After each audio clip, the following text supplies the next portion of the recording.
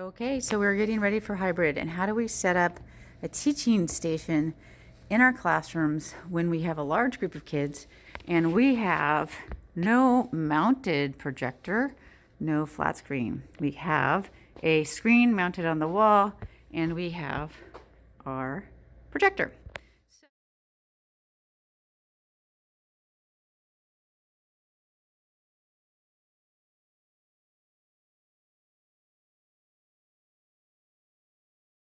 So many of you would normally have your teaching station in the center, and that still may be a viable plan for you.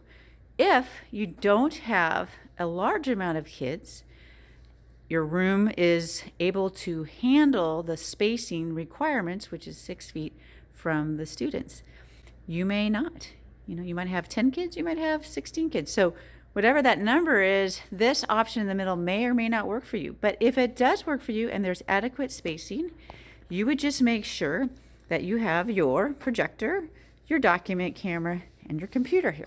All right, now, if you have a larger group of kids and your room is smaller, this may be too close to your kids.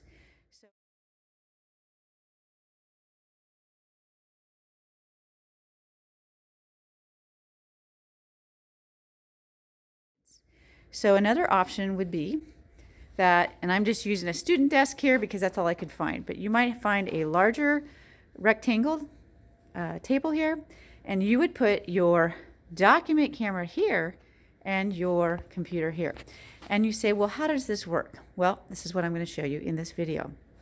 Basically, what you're going to do is, instead of having everything over here, you're only going to have your projector here, because this essentially is the only thing that needs to be in the center so people can see your document camera projections and your computer projections.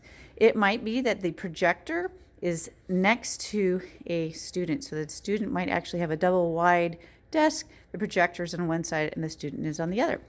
So let's take a look at this. We have a powered cord. Now this happens to have a nice cart. And as I took out everything in here, and don't worry, I think this is Karen's room, I'll put it all back.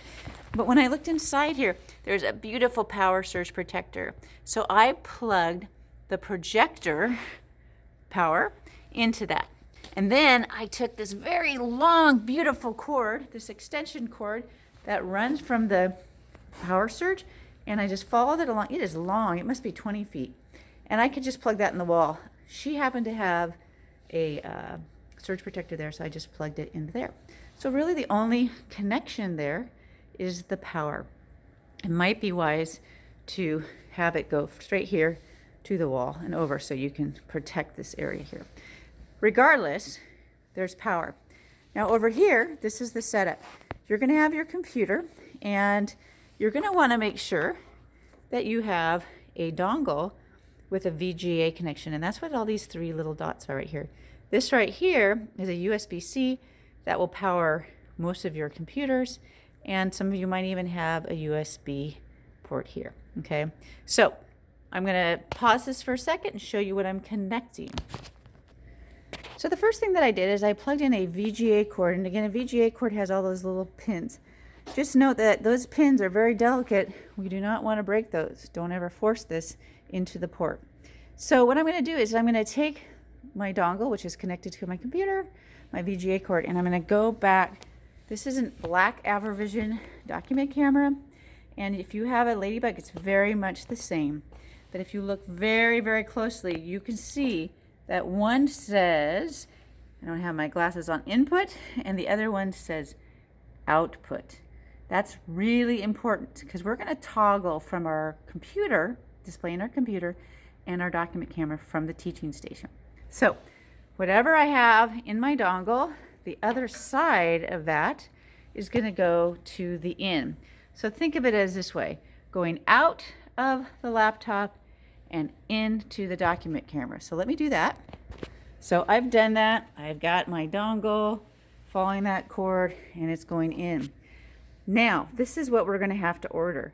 We need to have a long enough VGA cord that goes from the output, because we're now going to run it out of the document camera and into the projector.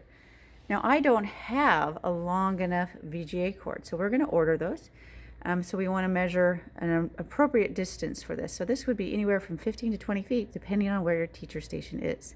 So I would plug that into here, and then let's pretend that I have a long VGA cord. I'm going to go to the back of my projector here. And there are a lot of different projectors, but we're basically looking for an input. And the input on this particular Epson is this computer 1 right here. So I would put this in right here, and that is connecting my teaching station document camera. Okay, so if I was to test this out, I would turn on my projector, and sometimes you have to search the source. This is going to be looking for computer 1. So you'll see an option that says computer 1. It will probably automatically go there. Regarding this setup over here, your document camera, we just need to tell the document camera which port we want to use. So do we want to display to our kids our computer, or do we want to display what's underneath our document camera?